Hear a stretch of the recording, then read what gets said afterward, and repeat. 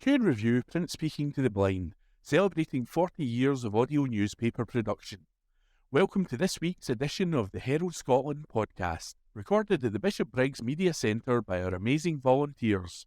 You can get in touch with us via Facebook, Twitter or Instagram using @CuneReview, that is @CuandReview. You can also contact us directly by emailing information@cunereview.com. That is INFORMATION@CuandReview.com, or by calling 0141 772 3976. That's 0141 772 3976. The Herald Scotland, on Wednesday the 17th of April 2024. From the news section. Scottish Power sorry for energy bills overcharging mistake. This article was written by Ian McConnell and read by me, Corey. Energy giant Scottish Power has declared it is so sorry for an overcharging mistake. The electricity and gas supplier is paying £1.5 million in refunds and compensation after it charged customers above the price cap during the height of the energy crisis. Regulator Ofgem said yesterday that Scottish Power Energy Retail Limited had agreed the redress package after the supplier confirmed that between 2015 and 2023 it mistakenly overcharged 1,699 direct debit customers a higher rate, which should only apply to those who paid by standard credit, on receipt of bill. Ofgem said, in weighing the redress package, it had considered the additional strain and financial hardship that Scottish Power's error may have caused customers. Andrew Ward, Chief Executive of Scottish Power's customer business, said, "We're so sorry that a very small number of our customers were affected by this mistake and faced an increased financial burden, especially during a time when energy prices were reaching an unprecedented high and the government had to step in to provide support." Ofgem, while it described the error as a serious matter, said that the redress package would have been considerably higher had Scottish Power not reported itself to the regulator. The average amount overcharged during this period was £149 per customer, Ofgem noted. It added, "As a result, Scottish Power has paid a total of £250,000 in direct refunds to affected customers, plus another £250,000 in goodwill payments, equating to an average of £294 per customer. All payments were made automatically and customers do not need to do anything." Scottish Power has also agreed to pay £1 million of Ofgem's Energy Industry Voluntary Redress Fund, which benefits charities and community projects that help vulnerable customers with energy-related support, the regulator said. Dan Norton, Ofgem's Deputy Director for Price Protection, said, "The last few years have been challenging enough for energy customers facing increasing costs of living pressures, without the additional hardship of being overcharged. The price cap is there to protect customers, and we take seriously any breaches of the safeguards we have put in place. Suppliers must be vigilant and act quickly to resolve billing errors that impact customers. We will continue to closely monitor all suppliers and will hold them to account if they do not meet the standards we set." Ofgem noted that Scottish Power reported itself to the regulator last summer, when the energy supplier discovered that operational errors had led to direct debit customers being charged the standard credit tariff. The regulator added, "This overcharge initially began in 2015 and continued across 11 price cap periods to June 2023, a period when energy prices reached historically high levels, prompting the government to step in and provide additional support.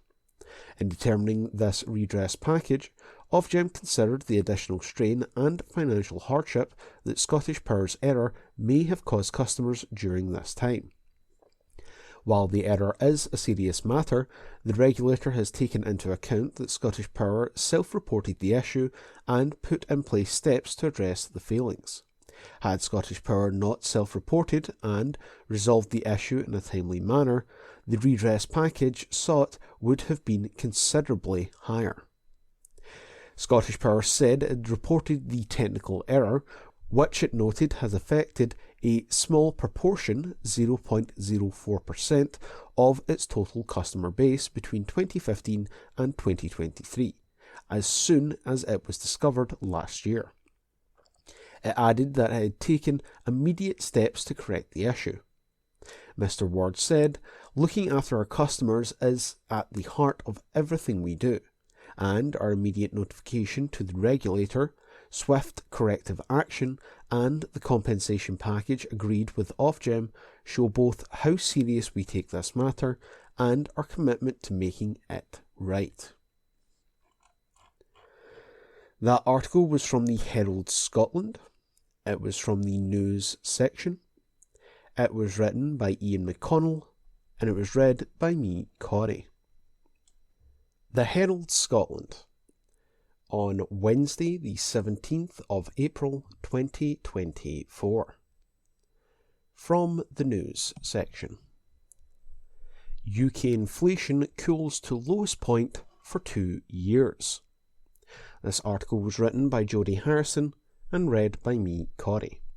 UK inflation dropped to a fresh 2.5-year low in March on the back of a further easing in food prices, official figures have shown. The Office for National Statistics, ONS, said that consumer prices index inflation stood at 3.2% in March, down from 3.4% in February. It marks the lowest level since September of 2021, but it was nevertheless slightly higher than economists expected. Economists had predicted a reading of 3.1% for the month. ONS Chief Economist Grant Fitzner said inflation eased slightly in March to its lowest annual rate for 2.5 years. Once again, food prices were the main reason for the fall, with prices rising by less than we saw a year ago. Similarly to last month, we saw a partial offset from rising fuel prices. That article was from the Herald Scotland. It was from the news section. It was written by Jodie Harrison, and it was read by me, Corey. This is from the Herald Scotland of Wednesday, 17th of April 2024, from the Voices section. For Scottish economy doomsayers, this may stick in the craw. This article is by Ian McConnell. For the doomsayers on Scotland, there was some more material likely to have stuck in their craws this week. There is what at times seems like a relentless narrative from some quarters that the Scottish economy is a basket case. Of course, this talk often seems to be based on entrenched political views, including, in many cases, constitutional opinions. And it appears that many of those who would paint the economy in Scotland as being in a much weaker state than that everywhere else in the UK sometimes actually believe their own propaganda.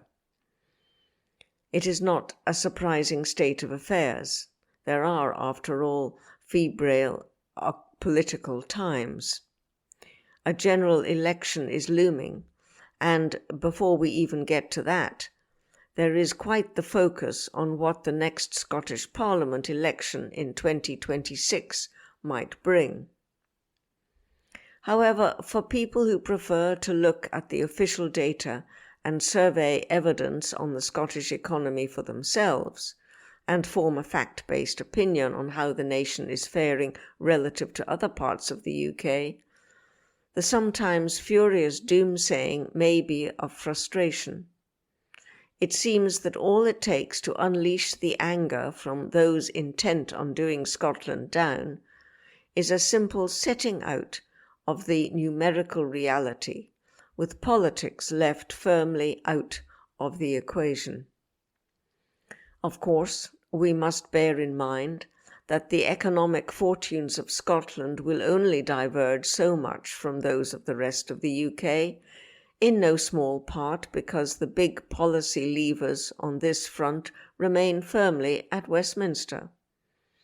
One simple and very important example of this is that Scotland cannot escape the hugely detrimental economic effects of the loss of frictionless trade with its largest export market, and the ending of free movement of people between the UK and European Economic Area arising from the Tories' hard Brexit. This example tends to aggravate the doomsayers, in some cases perhaps even more so because they know it is the simple reality of the situation. Of course, people should assess how the levers on business and the economy that the Scottish Government does have are affecting gross domestic product and living standards north of the border, for better or worse, to the limited extent they do have a bearing. However, while economic experts do this to good effect, the work tends to be drowned out by the entrenched noise from those who have either not looked at the cold economic data and survey evidence, or misinterpret these because of personal political beliefs. This noise is just that. It adds nothing in terms of meaningful debate.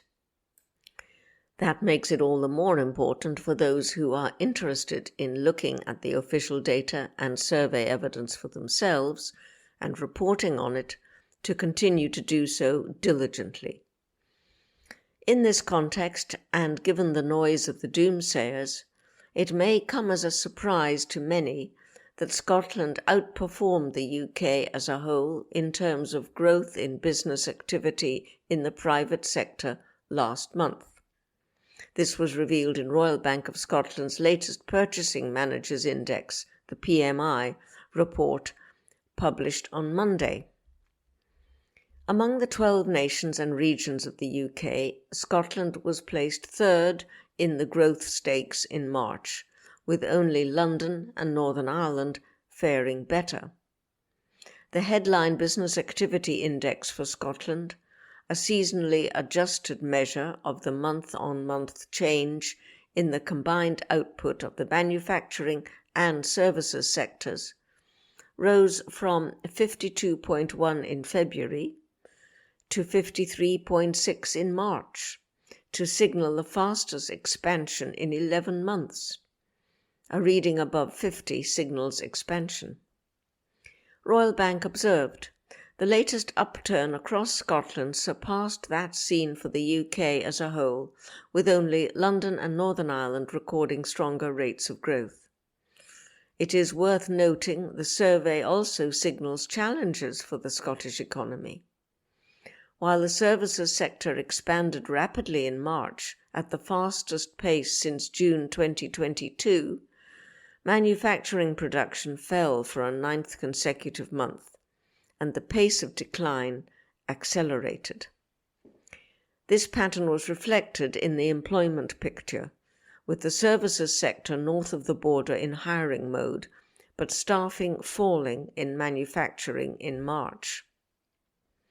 However, although Scotland's overall employment growth moderated between February and March, it was last month nevertheless the fourth fastest among the 12 UK nations and regions, behind only Northern Ireland, South East England and the East of England.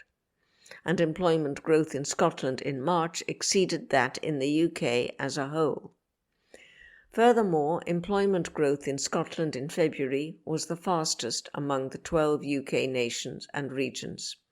Scotland was meanwhile in second place in terms of the outstanding business index. It recorded only a marginal decline in backlogs of work.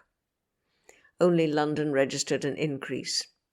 In all other UK nations and regions, there were significant declines in backlogs of work. Royal Bank observed, as has been the case in each of the past 4 months, London was the only area of the UK to record a rise in backlogs of work. Work in hand fell in all other regions and nations, albeit only fractionally in Scotland, in a sign of a general lack of pressure on business capacity. In terms of new business growth, Scotland was in the top half of the UK nations and regions table, in 6th spot. Overall, the PMI report certainly highlights some bright spots for the Scottish economy. And while it flags some challenges as well, Scotland outperformed the UK as a whole on the key measures of overall growth in private sector business activity and employment. For anyone who genuinely wants Scotland to have a strong economy, with all the benefits for living standards that brings, regardless of their constitutional views, the PMI report should provide some encouragement. For those who would rather see Scotland fail, the nation's outperformance on key measures in this survey might come as an annoyance. That article was by Ian McConnell. This is from the Herald Scotland of Wednesday the 17th of April 2024 from the Voices section. Trump on trial, and for once it's not all about him. This article is by Alison Rowett. Did he snooze, or was it fake news? For all the saturation coverage given to Donald Trump's trial in Manhattan, the line that caught many people's attention, "Guilty, Your Honour," was whether the former US president had enjoyed a nap during proceedings. As a reporter for the New York Times put it, Mr. Trump appeared to nod off a few times, his mouth going slack and his head dropping onto his chest. Team Trump fiercely denied their man had been in the arms of Morpheus or anyone else. Nothing more than 100% fake news, his advisers said. That response is going to get old very quickly, so here's hoping there are a few more responses in the Trump arsenal. It is early days in People versus Trump, better known as the hush money Stormy Daniels trial. Whatever you want to call it, the former president denies any wrongdoing. Jury selection is continuing, and the trial could last 6 to 8 weeks. As in many a war, there will be long periods of boredom, punctuated by quite interesting bits, or in this case full-on cartoon character eyes out on stalks moments.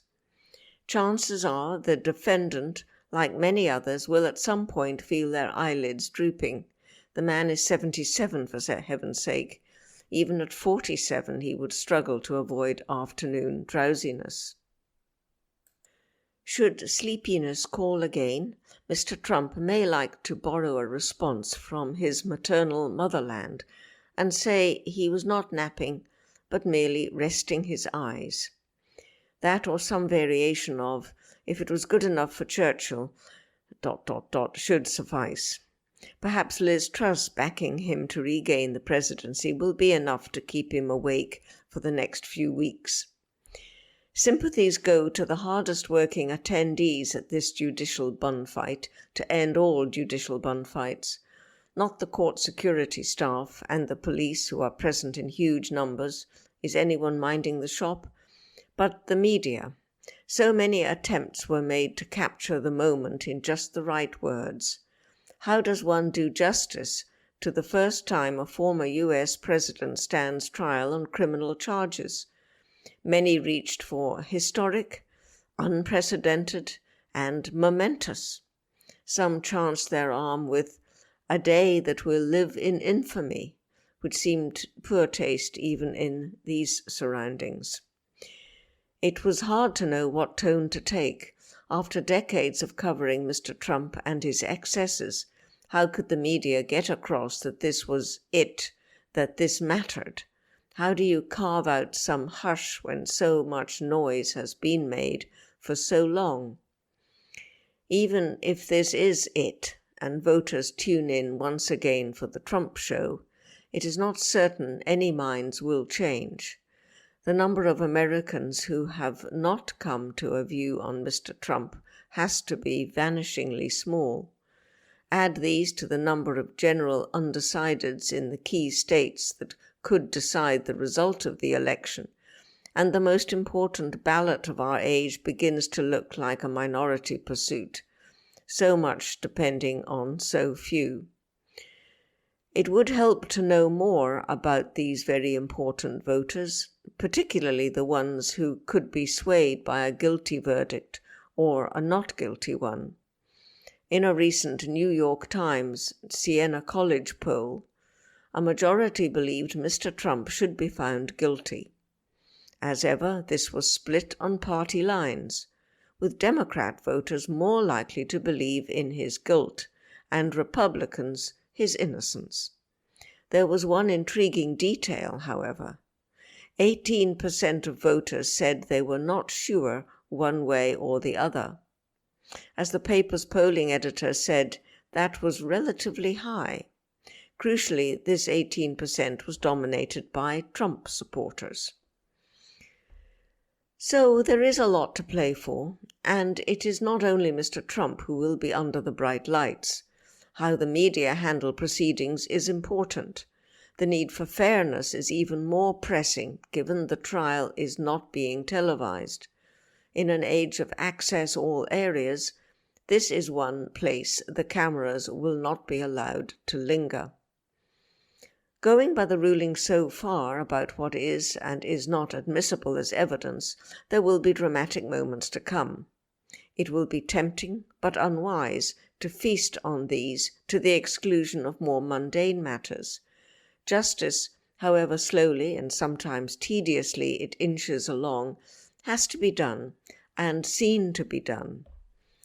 How to square this with the needs of fast-moving digital news is going to test editors and reporters everywhere. The pressure to be first will be intense, and the scope for error ever present. It is not just error to worry about. Incorrect interpretation, muddled or one-sided analysis, and plain old saying the same stuff over and over, the curse of 24/7 news, could make readers and viewers turn away in droves. Now is the time for all good experts to come to the aid of the media. At the same time, the media cannot bore the audience into submission or talk down to it. The case is people versus Trump, not elites, media and otherwise, versus Trump. There is a great opportunity here for the mainstream professional media to show its worth, and equally, to get it wrong.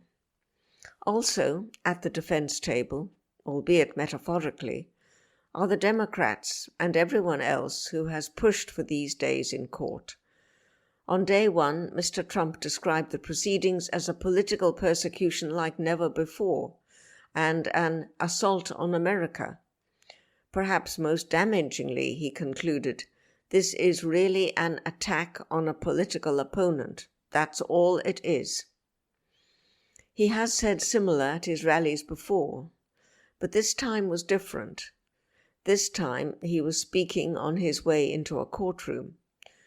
Delays to the various criminal cases against Mr. Trump mean that this could be the only one that concludes before the election. If the case against him proves to be flimsy or otherwise flawed, the general wave of prosecutions directed his way will come under renewed scrutiny. So yes, this matters. Good luck, everybody. You're going to need it. That article was by Alison Rowett. This is from the Herald Scotland of Wednesday, the 17th of April 2024, from the business section. Major Scotland Cruises player reveals set for record season. This article is by Ian McConnell. Forth Ports has revealed it is set for a record-breaking number of cruise ship calls at its facilities on Scotland's east coast this year. It said that its capital cruising business had a record 161 cruise calls booked in this season, calling across Scotland's east coast and carrying an estimated 235,000 passengers who will be visiting Edinburgh, Fife and Dundee during 2024. Forth Port said, "This is further growth for the cruise business, which welcomed 149 vessels in 2023, where ships sailed directly into the port of Leith, Rosyth and Dundee's cruise berth, as well as deep-water anchorages in the River Forth for New Haven and South Queensferry." It noted the cruise season in Scotland traditionally runs between April and October. Forth Port said Edinburgh is a globally popular destination and viewed by the cruise market as a marquee cruise destination with iconic attractions, events, heritage and culture, and most importantly, the city is known for welcoming cruise lines and cruise passengers. It added, Dundee is enjoying further strong growth in cruise, with 16 calls booked for 2024. Their season starts on April the 27th with the arrival of the Seabourn Venture. In 2023, the port welcomed 14 cruise ships, and in 2022, it had 4. Rob Mason, head of cruise at Forth Port, said, "We are excited to have started our busiest ever cruise season. Cruise is an important contributor to our local and national economy.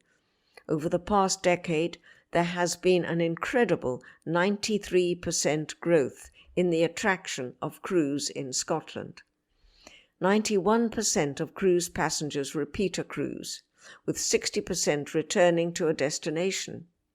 We are working hard with the city, destination partners, communities, and the wider cruise industry to deliver another success cruise season. We look forward to giving a warm Scottish welcome to cruise passengers this year." That article was by Ian McConnell. This is from the Herald Scotland on Thursday the 18th of April 2024, from the news section. Holyrood backs 30% hike in Scotland's minimum unit price for alcohol. This article is written by Craig Williams. An increase in the minimum price for alcohol has been approved by MSPs, despite concerns from the Conservatives that the policy has not been a slam-dunk success. MSPs backed by 88 votes to 28 Scottish Government plans to hike the minimum price unit, MUP, charged for a drink from the current level of 50p a unit to 65p a unit. Drugs and Alcohol Minister Christina McKelvey said the 30% hike would help save more lives. She told Holyrood that voting in favour of the rise would show that Scotland continues to be world-leading, with policies to improve the health of people. Campaigners at Alcohol Focus Scotland welcomed the vote, with CEO Alison Douglas saying, "Well done, Holyrood. You have chosen to stand up for people's right to health, despite the best efforts of big alcohol once again to derail this policy." She added, "Uprating of the minimum unit price to 65p per unit will save hundreds of lives and reduce demand on our NHS. This will improve the lives not just of people who drink, but those around them, whose health and well-being can be affected. Crucially, it will reduce the likelihood that future generations will develop alcohol problems." Her comments came after the Scottish Conservative health spokesman, Dr Sandish Gullane, spoke out against the increase, which is due to come into force at the end of September. Dr Gullane argued that increasing the MUP disproportionately penalises responsible drinkers on a low income and those dependent on alcohol. He insisted MUP isn't a slam-dunk success or magic bullet, as the SNP believe, because alcohol-related deaths are not reducing by any credible measure. While he said addiction was a complex problem that requires a multifaceted approach, he claimed the sole approach of the Scottish Government was to put up the price charged for alcohol. Dr. Gullhane added, "They have their silver bullet, and that silver bullet is a blank. Because what is clear is that more people suffer alcohol-related deaths now than in 2018, when MUP was introduced." But Ms McKelvey insisted that research showed that the policy had reduced deaths by 13.4%, which means that 156 lives a year have been saved. With Scotland continued to experience significant levels of alcohol harm, she added that increasing the level of the MUP to 65 pence would save additional lives. The minister said that while deaths specifically caused by alcohol had increased, with official figures showing a rise to 1,276 in 2022, there would have been an even greater number of such deaths if the policy had not been in place. Ms McKelvey stated, "As we have made clear, the policy aims to reduce alcohol-related harm by reducing consumption at population level, with a particular focus on targeting people who drink at hazardous and harmful levels. We believe the proposals strike a reasonable balance between public health benefits and any effects on the alcoholic drinks market and impact on consumers. Evidence suggests there has not been a significant impact on business and industry as a whole, but we will continue to monitor this." That article was written by Craig Williams. This is from the Herald Scotland on Thursday the 18th of April 2024, from the news section. Prime Minister's questions. Rishi Sunak tells SNP to stop trying to lock up J.K. Rowling. This article is written by Andrew Learmonth. Rishi Sunak told the SNP to stop trying to lock up J.K. Rowling as the party's Westminster leader pushed him on a second independence referendum. The clash with Stephen Flynn came at a fiery Prime Minister's questions in the Commons, where the Conservative leader was mocked over the new book by his predecessor, Liz Truss. He was also pushed over his ambition to completely scrap national insurance, refusing 3 times to say if he would pay for it by cutting funding to the NHS, increasing taxes, or slashing pensions. In his questions, the SNP's Westminster leader, Stephen Flynn, referenced comments from Gordon Brown, who told the FT this week, "In the long run, the forces pulling Britain apart are greater than the forces holding it together, unless something is done about it." Mr Flynn told MPs, "A former Prime Minister who oversaw a financial crash before being unceremoniously tossed from office told the public the truth, and I'm not referring to that one, because on Monday Gordon Brown told the people of these Isles that the forces pulling Britain apart are greater than the forces holding it together. So, maybe the Prime Minister can find some time this afternoon to perhaps agree with just one of his predecessors." Mr Sunak said that he and Mr Brown agreed very strongly that Scotland would be far stronger inside the United Kingdom. Replying, Mr Flynn raised comments from the STUC General Secretary, who told the Daily Record that independence remains unresolved and that it can be a very dangerous place to end up in when you are not allowing people to express their wishes in a democratic manner. So, may I ask the Prime Minister, does he welcome their fulsome, wholehearted and warm support of the Labour Party in denying the people of Scotland that opportunity to have a say over their own future? In his response, Mr Sunak referenced the Scottish Government's new Hate Crime Act, which was opposed by Ms Rowling. On the day it took effect, she challenged police to arrest her by misgendering a number of trans women. Mr Sunak said, We did have a democratic vote on that topic, but what I would suggest to the SNP is that rather than obsessing about independence, and indeed wasting time cracking down on free speech and trying to lock up J.K. Rowling, he should focus on what the people of Scotland actually care about: schools, hospitals, jobs, and our new tax cuts. In his questions, Sir Keir pushed the Prime Minister on the promise to completely do away with national insurance, forecast to cost £46 billion. He is refusing to say where the money will come from, and we've been trying for months to get to the bottom of this, the Labour leader told MPs. He can either, this is the choice, he can either cut state pension or the NHS that national insurance funds, that's route one, or he can put up income tax. Which one is it? Mr Sunak swerved the question, but told the Commons that the Tories had cut taxes. We've just cut taxes by £900 for a typical worker. We've delivered the biggest tax cut for businesses since the 1980s, but while we're cutting taxes, Labour is already putting them up.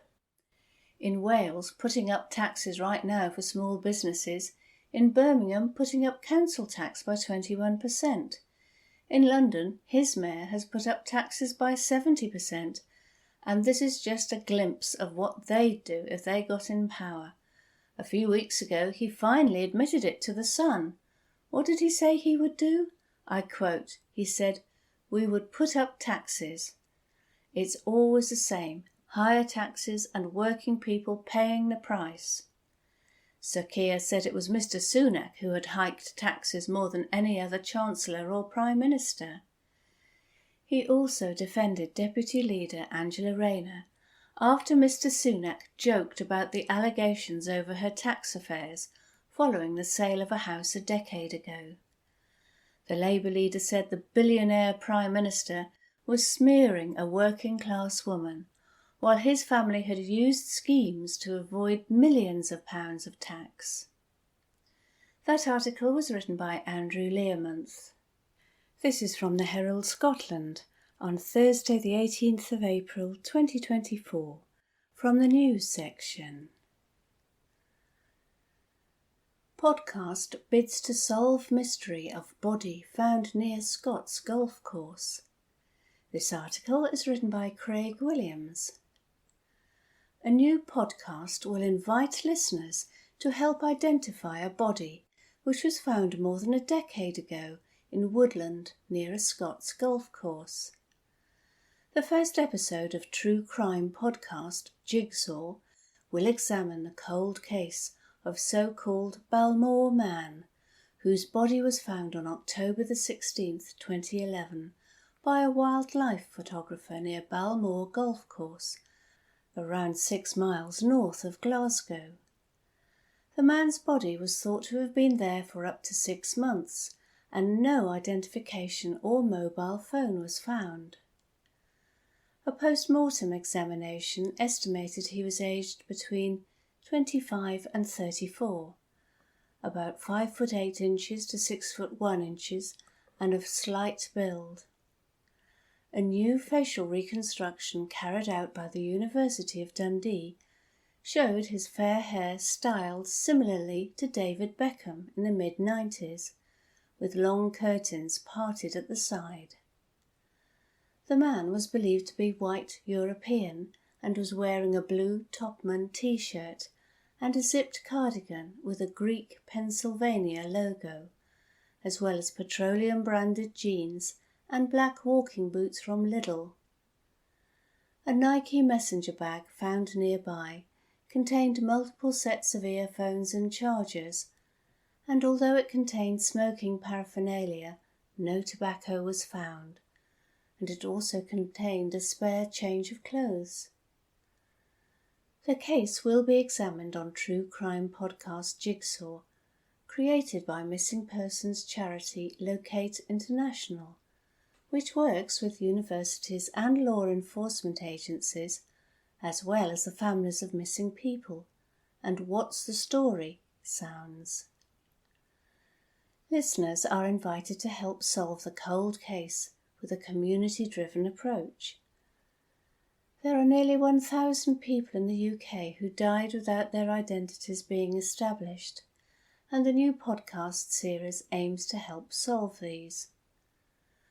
A spokesperson for Locate International said, "As a leading charity dedicated to solving missing persons cases, Locate International is committed to shedding light on these often overlooked narratives. We aspire to release bonus episodes as case developments unfold, helping bridge the gap and sustain engagement, ensuring that listeners feel connected and informed throughout the journey of each investigation." Produced in collaboration with What's the Story? Sounds, Jigsaw promises to captivate true crime enthusiasts and armchair detectives alike. Join in and help piece together the fragments of these puzzling cases and work towards bringing resolution to the families affected by the loss of their loved ones. That article was written by Craig Williams. From the Herald Scotland, Friday the 19th of April, from the news section. Police Scotland officer sentenced for stealing phones while on duty. Report by Craig Williams. A serving police officer has been sentenced at Paisley Sheriff Court for the theft of 2 mobile phones and a tablet computer. Alan Snedden, 46, was on duty when he took the devices from a house he was attending following report of a death. A criminal investigation commenced as soon as the theft was reported, led by Professional Standards Department, and Snedden was quickly arrested, charged and immediately suspended. Snedden pled guilty earlier this year. He has now been sentenced to a community payback order, including 140 hours unpaid work and an 18-month supervision order. Police Scotland said its Professional Standards Department will now progress gross misconduct proceedings. Chief Superintendent Helen Harrison, Professional Standards Department, said, "Alan Snedden's actions go against everything that Police Scotland stands for. The local police commander and I visited the family to apologise on behalf of Police Scotland. They should have been able to put their trust in this police officer at one of the worst times in their lives, and were let down. This case highlights that we will bring those to justice, no matter who they are. He is a disgrace to the overwhelming majority of our officers and staff, who demonstrate high standards of professional behaviour, serving our communities every day.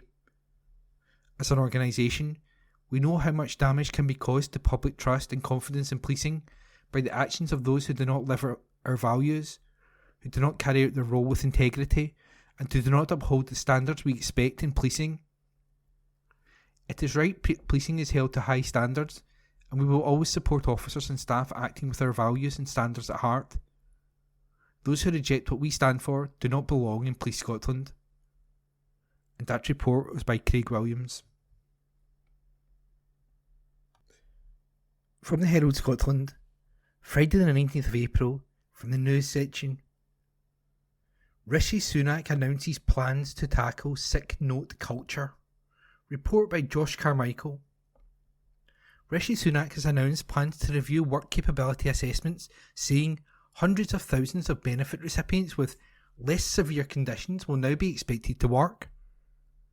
The Prime Minister is now being accused of a full-on assault on disabled people after a speech in London today where he spoke of the moral mission to reform welfare. He repeatedly stressed that the system as it stands is letting people down by not being focused enough on the work they might be able to do. He insists the changes, including benefits being stopped if someone does not comply with conditions set by a work coach and a pledge to tighten the work capability assessment, WCA, are not solely about cutting costs. He said, "Right now, the gateway to ill health benefits is writing too many off, leaving them the wrong type of support and with no expectation of trying to find a job with all the advantages that brings." In 2011, 20% of those doing a work capability assessment were deemed unfit to work, but the latest figure now stands at 65%. That's wrong. People are not 3 times sicker than they were a decade ago, and the world of work has changed dramatically. Of course, those with serious debilitating conditions should never be expected to work, but if you have a low-level mobility issue, your employer could make some reasonable adjustments, perhaps enabling you to work from home. And if you're feeling anxious or depressed, then of course you should get the support and treatment you need to manage your condition. But that doesn't mean we should assume that you can't engage in work. That's not going to help you, and it's not fair on everyone else either. So, we're going to tighten the work capability assessment, such as hundreds of thousands of benefit recipients with less severe conditions will now be expected to engage in the world of work. Other proposed changes by Mr. Sunak included having so-called specialist working health professionals charged with responsibility for issuing fit notes instead of GPs, in a bid to end the sick note culture. Disability Equality Charity Scope has questioned whether the announcements are being driven by bringing costs down rather than how we support disabled people. Following the speech, the charity described proposals as feeling like a full-on assault on disabled people, branding them dangerous and saying they risk leaving disabled people destitute. James Taylor of the charity said calls were pouring into our helpline from concerned disabled people. He said, in a cost of living crisis, looking to slash disabled people's income by hitting PIP is a horrific proposal. Sanctions and ending claims will only heap more misery on people at the sharp end of our cost of living crisis. The Prime Minister continued by detailing plans for new legislation to prevent fraudsters from exploiting the natural compassion and generosity of the British people. The Prime Minister said, "For me, it is a fundamental duty of government to make sure that hard work is always rewarded. We are preparing a new fraud bill for the next Parliament, which will align DWP, Department for Work and Pensions, with HMRC, His Majesty's Revenue and Customs, so that we treat benefit fraud like tax fraud, with new powers to make seizures and arrest, but also enable penalties to be applied to a wider set of fraudsters through a new civil penalty. Because when people see others in their community gaming the system that their taxes pay, it erodes support for the very principle of the welfare state." He rejected suggestions that the reforms were lacking in compassion, saying the exact opposite is true. Although a trade union representing physiotherapists has said long NHS waiting lists are driving up levels of worklessness over a sick note culture, they have said that the Prime Minister should take a deeper look into the causes closer to home. Ash James, Director of Practice and Development at the Chartered Society of Physiotherapy, said, "Too many people are being signed off sick, but the Prime Minister should look closer to home for the causes. There are long waiting times for NHS services for musculoskeletal conditions such as back and neck pain, the second most common reasons for sickness absence. Long waits lead to more complex problems, and we know that the greater amount of time someone is off work, the less likely they are ever to return." And that report was written by Josh Carmichael. From the Herald Scotland, Monday the 22nd of April, from the politics section. Exclusive. Green ministers voting to drop 2030 target may hit brand, by Kathleen Nutt. Scottish Greens will be weighing any potential damage to their party's brand and electoral fortunes, and the chances of Humza Yousaf remaining as SNP leader and First Minister, when they decide whether to stick with the Butte House Agreement next month, the Herald has been told. The member said a future vote in Holyrood on legislation to drop the 2030 target would be very much on members' minds, as both Patrick Harvey and Lorna Slater, as government ministers, would be required to support the move. The consideration has been given as the party prepares for a vote in the BHA at an extraordinary general meeting of the party called after demands by members following the scrapping of a key pledge to reduce carbon emissions by 75% by 2030 from their 1990 level. Speaking to the Herald, one member said that among the issues activists will be looking before making their decisions will be any implications for their party if Mr Yousaf has to step down as SNP leader, and First Minister, faced with his own internal difficulties in his party. Kate Forbes, seen as a possible successor to Mr Yousaf, said last year the BHA should be repealed and the SNP should operate again as a one-party minority government. The Green activist spoke out after the Herald on Sunday revealed that the SNP is looking to a future leadership contest amid fears over how the party will do at the general election expected later this year. There is the possibility that Humza Yousaf will go after the UK general election, so would it make more sense for us to leave now and repair any reputational damage that we've had within the next 2 years, or wait and be potentially kicked out of government by whoever becomes First Minister? They said. Other factors shaping members' thinking ahead of the EGM vote included what measures were being proposed to get the climate action they want, what the government was doing to support trans health issues, and the NHS more widely, as well as tackling the cost of living and supporting the economy. The member also told the Herald that there was concern in the party that a vote in favour of abandoning the 2030 target by Mr Harvey and Ms Slater could damage the Scottish Greens brand and electoral fortunes. Environmental campaigners have been highly critical of the scrapping of the pledge. Under the cooperation agreement, Mr Harvey and Ms Slater are required as junior ministers to support government legislation and would be expected to resign their roles if they cannot do so. As the target to cut carbon emissions by 75% is enshrined in law, ministers will need to bring in new legislation to overturn an existing law. It is understood the government plans to bring forward legislation to drop the 2030 target before the summer recess begins in June. Amid anger from Greens activists, the member told the Herald that voting for the legislation could damage the party's brand and cause it to lose support. It could have a really damaging electoral impact, they said. We are the Scottish Green Party. If we are not going to be seen to be standing up for the environment, who will? They added, voters look to us to stand up for the environment. This potentially has really damaging consequences not only for our brand, but also for the faith in our political system. Asked what would happen if Mr Harvey and Ms Slater vote to drop the 2030 target, another member said the move would provoke a lot of anger. They said, I think there would be a lot of anger, and I think that anger would perhaps be directly, perhaps less at the Butte House Agreement, and perhaps more at the leaders themselves. I think that would not be in a position that they would want to find themselves in. Cabinet Secretary for Net Zero, Mary McCallan, said the 2045 target remained for Scotland to be carbon neutral, as she set out a package of measures aimed at delivering that ambition. They included plans to deliver a new national integrated ticketing system for public transport, as well as setting up of a climate assembly, a tripling of the number of charge points available for electric vehicles, in a bid to encourage more people to switch away from petrol and diesel cars. Edinburgh City Councillor Chaz Booth said last night he will be looking closely at the details of the Scottish Government's new proposals. He said the dropping of the 2030 target was not unexpected following the report last month by the Climate Change Committee. However, he wanted to know what would be replacing the 2030 target.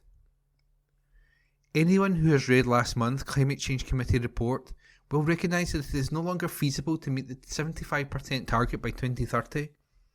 I think everybody accepts that.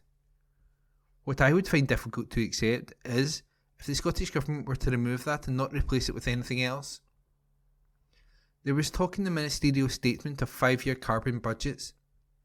It's not clear to me that these would be legally binding or how ambitious it would be. What I will be doing as a member going into the EGM, I will be looking for more information about what will replace the 2030 target. Appearing on BBC Scotland yesterday, Mr Harvey admitted he did not know if the pact with the SNP will continue. This is a moment that is critical for the future of climate policy in Scotland, which is, the reason Greens are in politics in the first place, he said. It's critical to the future of our party as well, and over the next few weeks we have probably the most important decision to make that we've ever had to make about the future of our party. And I want to make sure that we're all listening to each other and making sure that we genuinely understand and share not just a sense of urgency and the deep disappointment and anger about the fact that Scotland is not on track at the moment, but a focus and determination on action. He said he feared if his party voted to pull out of the agreement, it would strengthen the position of SNP critics of the BHA such as Fergus Ewing, who has opposed several policies championed by the Greens. My worry is that, if we walked away at this point, we would decelerate the climate action. We would see the hand strengthened of the likes of Fergus Ewing, backbencher in the SNP now, who's constantly popping up and having a go at environmental policy and urging the government to slow down, he said. He cited achievements including rent controls, scrapping peak time rail fares and free bus travel for young people. Scottish Conservative Chairman Craig Hoy said, Patrick Harvie takes no accountability for his party's shameful record in government. Both he and Lorna Slater, Minister for Green Skills, Circular Economy and Biodiversity, have spent the last 3 years pitifully trading environmentalism for nationalism to the fury of their members who now want out of this toxically incompetent coalition. First Minister Humza Yousaf is so weak that he has lost any authority he had, and, even after the disaster they've been in government, it is still the Greens calling the shots. If Humza Yousaf had any backbone, he would be pulling the plug himself on this shambolic deal which is harming Scotland's economy and jeopardising our oil and gas industry. Instead, he is at the mercy of the Green vote, and the coalition of chaos he inherited from Nicola Sturgeon is now hanging by a thread. And that article was an exclusive by Kathleen Nutt. From the Herald Scotland, Monday the 22nd of April, from the news section, MS Awareness Week, patients embarrassed to share symptoms. Report by Helen McArdle, health correspondent. Nearly half of people living with multiple sclerosis have felt too embarrassed by their symptoms to seek medical help, according to a new survey. More than 250 patients in Scotland were asked about their experiences with the incurable neurological condition ahead of MS Awareness Week, which begins today, Monday the 22nd of April. The vast majority, 85%, said they had felt embarrassed by at least one of their symptoms since being diagnosed.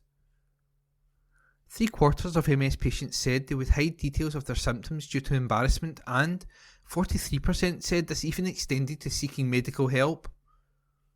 Almost 2/3 of patients, 61%, said they had avoided telling family members about some of their symptoms.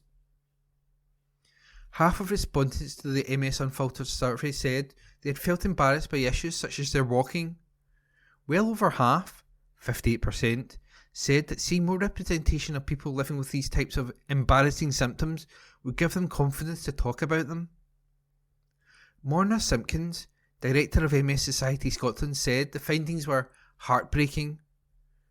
Thanking the patients who had taken part in the research, she added, MS is hard enough to live with, but no one should be missing out on vital healthcare, flexibility at work or support from family and friends because they're too embarrassed to talk about what they're experiencing. We hope that highlighting some of the less talked about symptoms during MS Awareness Week will encourage people to speak out and seek the support they deserve. Scotland has some of the highest rates of MS in the world. In 2019, research by Edinburgh University estimated that women living in Orkney had a 1 in 50 lifetime risk of developing it. It is much more common in northern regions and rates are twice as high in females than males. Although MS can develop at any age, it's most commonly diagnosed in people in their 20s, 30s or 40s. It occurs when the immune system mistakenly attacks the protective coating surrounding nerves in the brain and spinal cord, resulting in cumulative damage and disability over time. Symptoms can include bladder problems, difficulty with balance and muscle spasms. Carrie Robinson, 53, was diagnosed with relapsing remitting MS in 2018. When a bad relapse a few years ago left her struggling to walk, she kept her symptoms hidden from all but her closest family. Mrs. Robinson, from Terregles in Dumfries, said, "It happened during the COVID-19 lockdown, and the fact we weren't socialising or seeing people as a normal meant I was able to hide what was happening to me from everyone except my husband and my stepdaughter.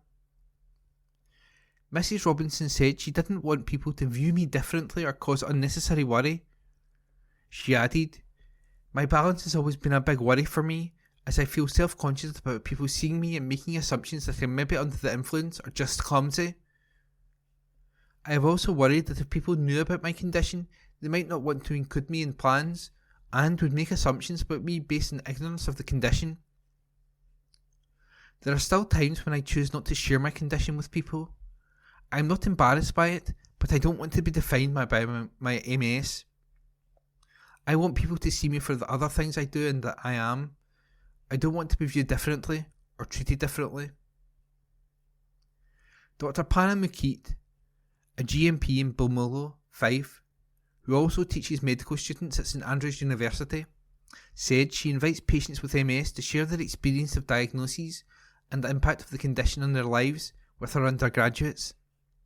She added, "It is crucial that patients feel comfortable discussing sensitive issues or embarrassing symptoms with a medical professional.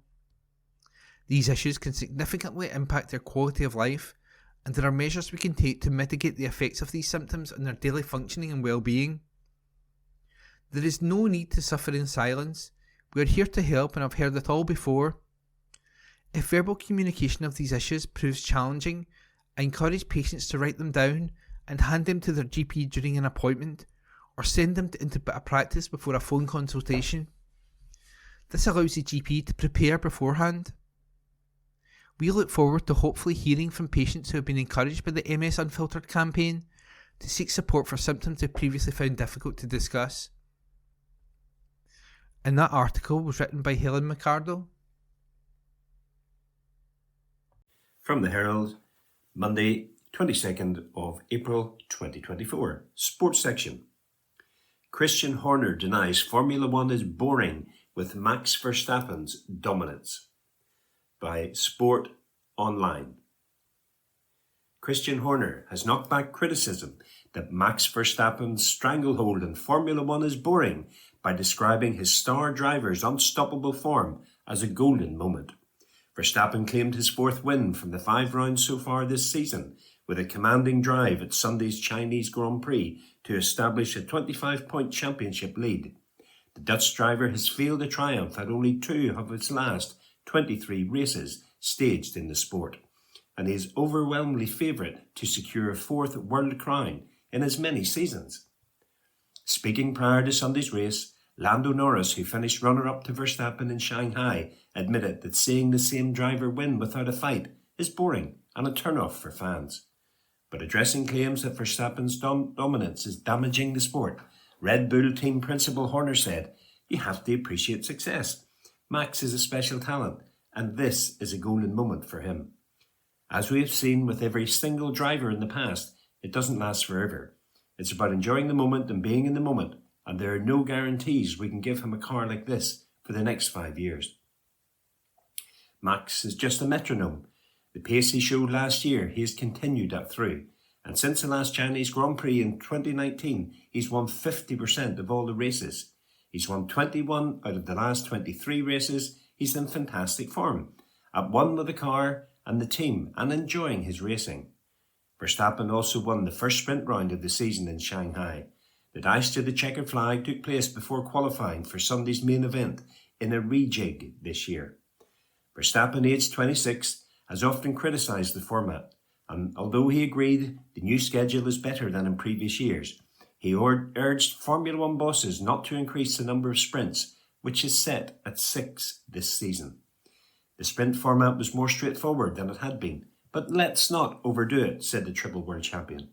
We're already doing 24 races in the season and 6 of these sprint events too.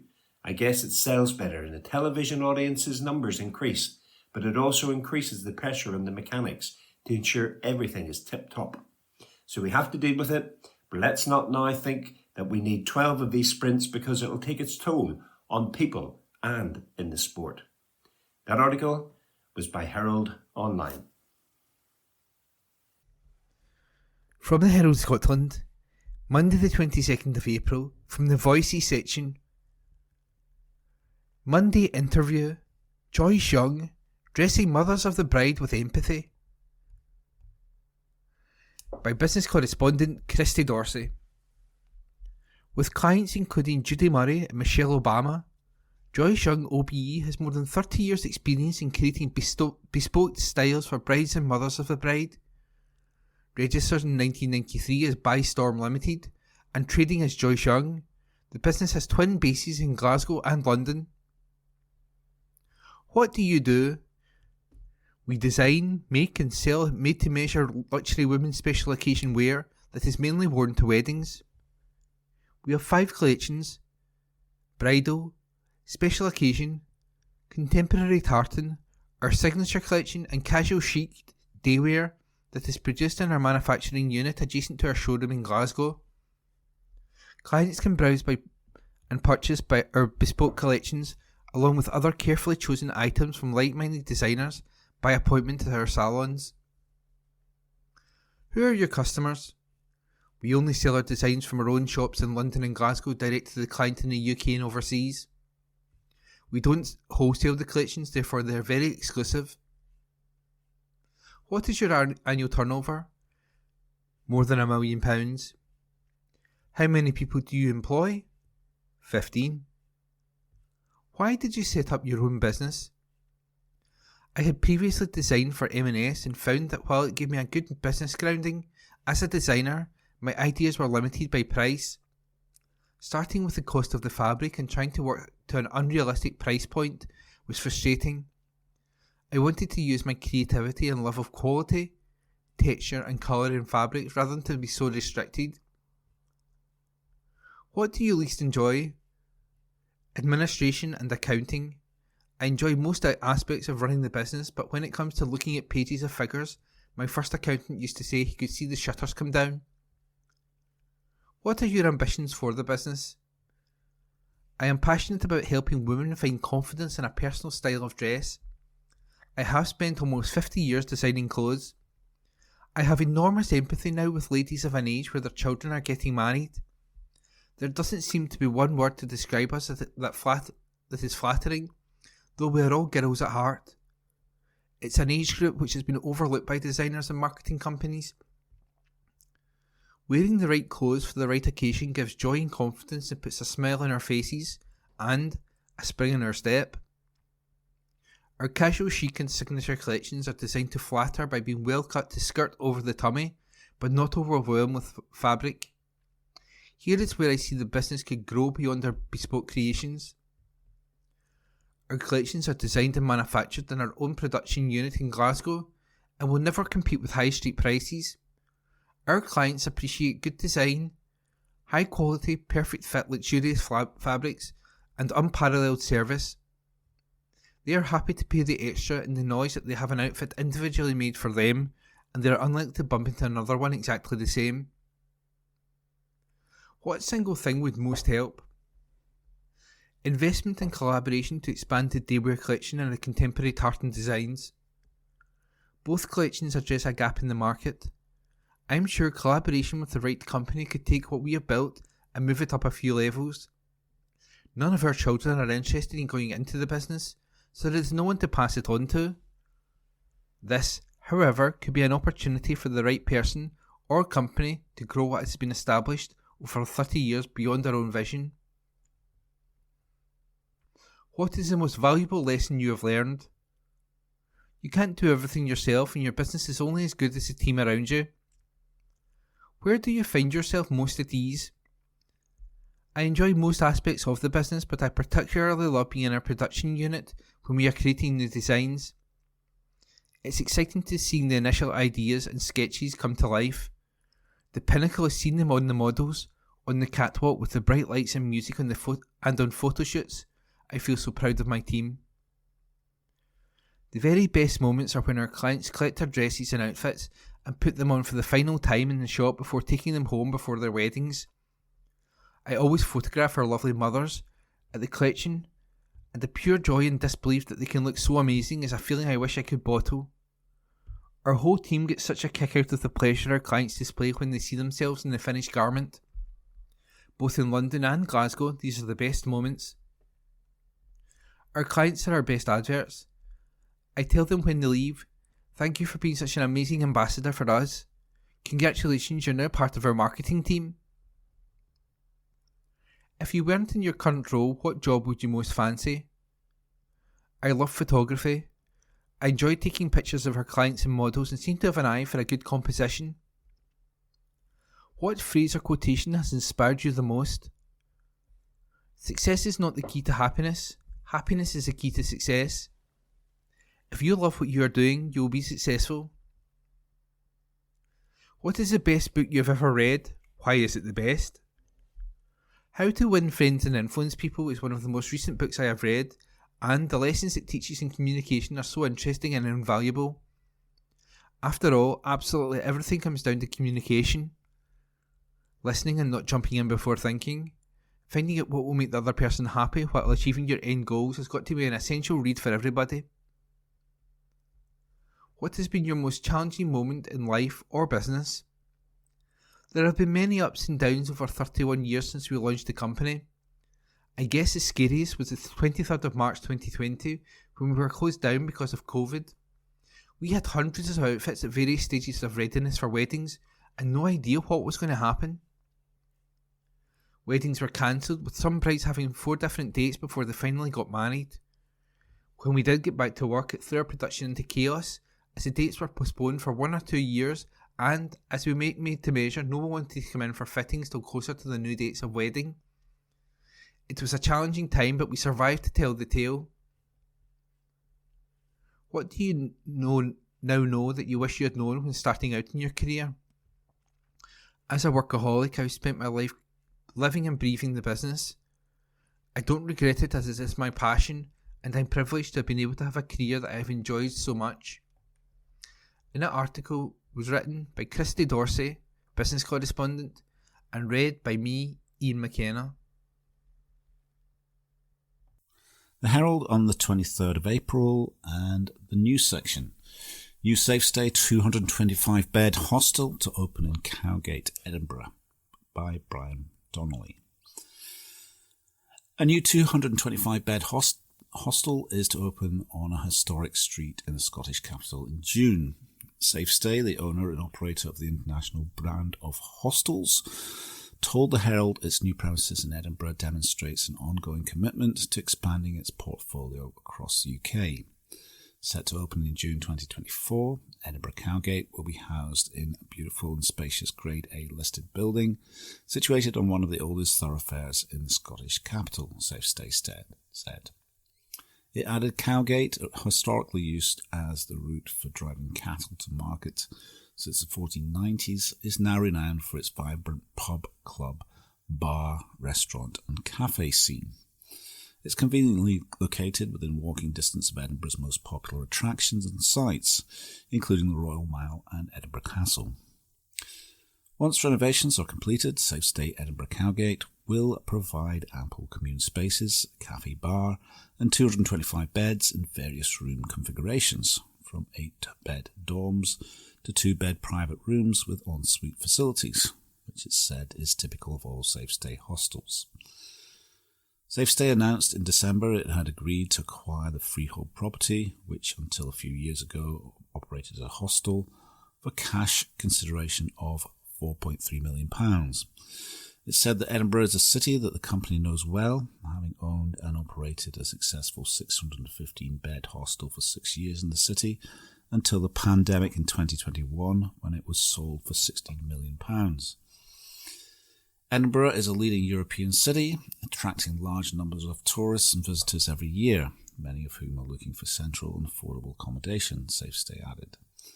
Peter Zilke, Chief Operating Officer of Safe Stay, said, "Operating in Edinburgh demonstrates Safe Stay's ongoing commitment to expanding our portfolio in the UK and across Europe's most exciting destinations. Safe Stay Edinburgh Cowgate will offer travellers the perfect blend of modern comfort and value for money, serving as an exceptional base from which to explore this culturally rich city." Larry Lippman, Safe Stay chairman, said at the time of acquisition, "We never wanted to leave Edinburgh for long and are delighted to return and link up with our other Scottish site in Glasgow." He added, "Edinburgh is a truly stunning city and a key destination for millions of young travellers to visit." The property is superbly positioned right in the centre with easy access to all the main attractions, and we'll feel confident knowing this market as we do that it will be a strong contributor to the group. Our trading performance over the last 18 months since we have been allowed to trade post-pandemic has shown that our market is in good health. SafeStay has also hailed its first management contract with the announcement of the opening of SafeStay Calpa Seafront, a 120-bed property located on Spain's Costa Blanca. The firm has 18 hostels in 15 locations across 12 countries: the UK, Spain, Austria, Belgium, Czech Republic, Germany, Greece, Italy, Poland, Portugal and Slovakia. And that was by Brian Donnelly. The Herald on the 23rd of April and the news section. Alba submits Harvey confidence motion following cast review response by Craig Williams. Scottish Green co-leader and Government Minister Patrick Harvey could face a confidence vote in Holyrood. The Alba party announced on Tuesday its Holyrood leader Ash Regan is submitting a motion of no confidence in the minister, which could force a vote he would almost certainly win. The motion comes over Mr Harvey's failure to say if he accepts the finding of the cast review in an interview on Monday. Asked 5 times if he accepts the report, the minister refused to say, instead claiming it has been politicised and weaponised against trans people.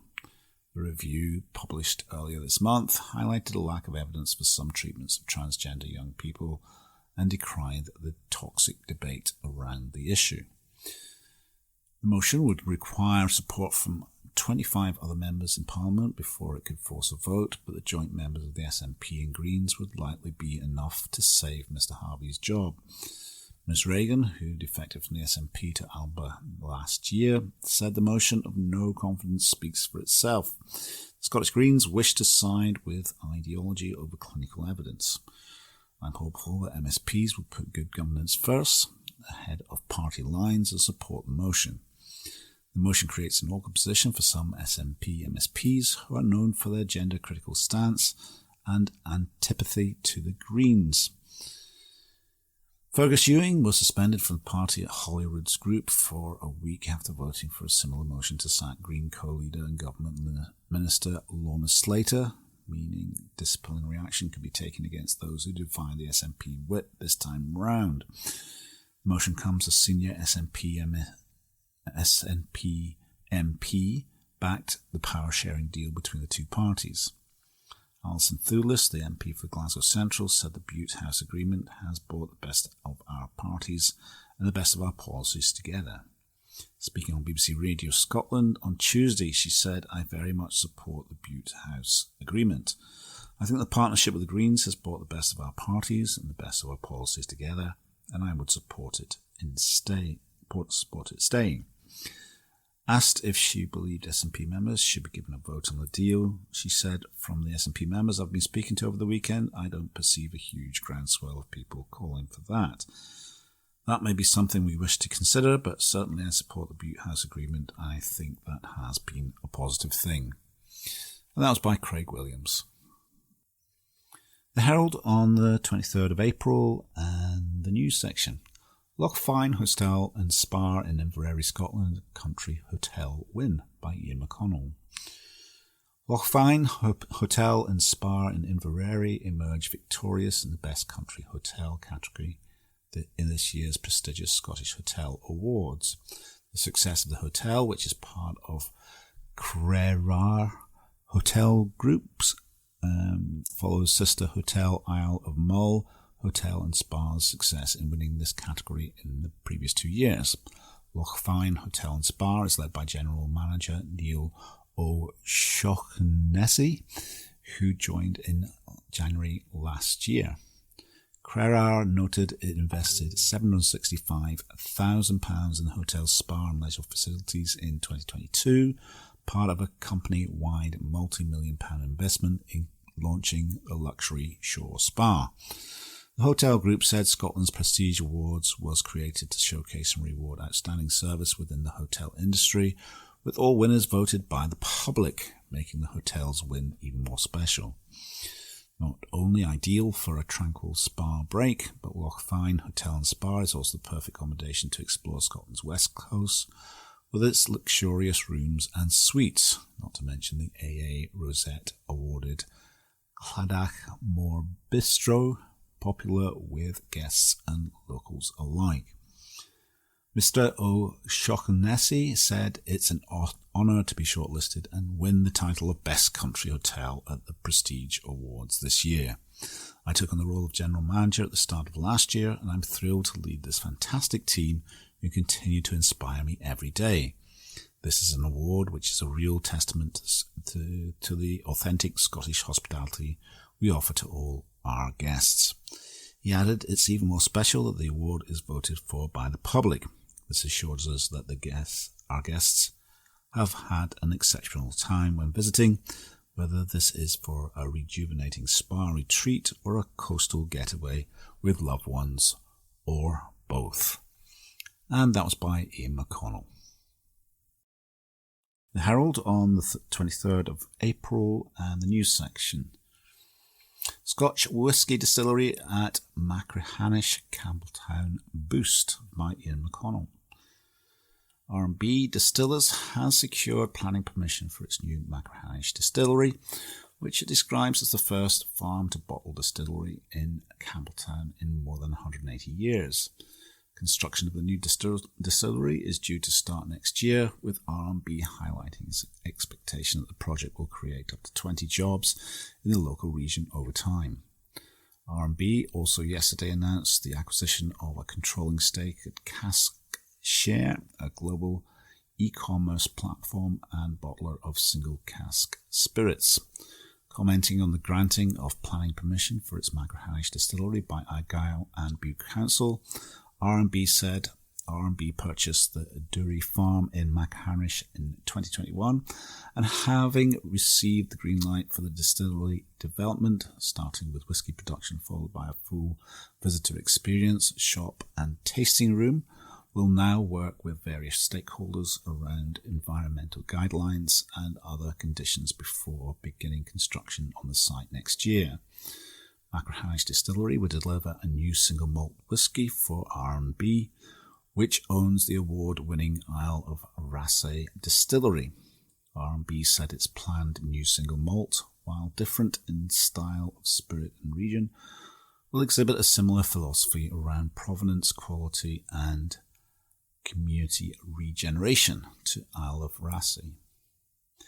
William Dobby, Managing Director of R&B Distillers, said our Machrihanish Distillery News and Cask Share majority stake puts us on a clear track towards achieving our vision of becoming the leading new wave spirits business in Scotland. R&B said its plans at Machrihanish to develop a sustainable net zero distilling model that removes any fossil fuel use from the whisky distilling process, using regenerative, environmentally friendly farming practices and creating better biodiversity in the surrounding area. It added up to 20 new jobs will be created in the region over time, having a positive impact on the local economy. Mr. Dobby said that the rubber stamp for the distillery marks a major milestone in our journey in Campbelltown. When the whisky becomes of age, our investment will go beyond production, attracting visitors to the region and supporting the local economy in a similar way to our existing distillery on Raasay. We're excited to be making this investment in Campbelltown and supporting the local economy through jobs and visitors. This milestone has particular significance to our family, as my father Bill's family come from Drumlemble, a small village between Machrihanish and Campbelltown. He added, we would like to thank everyone who has helped us get to this stage, including Argyll and Bute Council, neighbouring whisky producers Glen Scotia and J&A Mitchell, and most importantly our customers and partners for continuing to support R&B and our brands. R&B Distillers reported revenue of £5 million for the year to December 31, 2023.